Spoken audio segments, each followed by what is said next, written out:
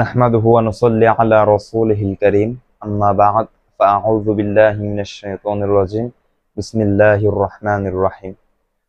প্রয়োজনীয় রাষ্ট্র সংস্কার, গণহত্যার বিচার এবং সংখ্যানুপাতিক পিআর পদ্ধতিতে নির্বাচনের দাবিতে আগামী 28শে জুন শনিবার বেলা 2 ঢাকার ঐতিহাসিক সোহরাওয়ার্দী উদ্যানে ইসলামী আন্দোলন বাংলাদেশ কর্তৃক আয়োজিত হতে যাচ্ছে এক মহাসমাবেশে। উক্ত মহাসমাবেশে সভাপতিত্ব করবেন ইসলামী আন্দোলন বাংলাদেশের মুহতারাম আমির সৈয়দ মুহাম্মদ রেজাউল করিম পীর সাহেব হুজুর চরমুনাই।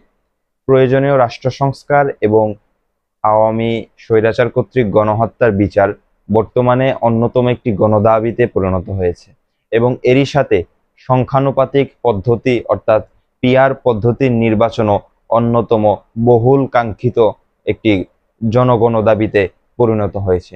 জনবহুল এই সমস্ত দাবি বাস্তবায়নে আসছে 28শে জুন শনিবার বেলা 2 সোহরাওয়ার্দী উদ্যানে অনুষ্ঠিতব্য এই মহাসমাবেশে যোগ দিন, মহাসমাবেশ সফল করুন। আমরা আসছি, আপনারাও চলুন, মহাসমাবেশ সফল করুন।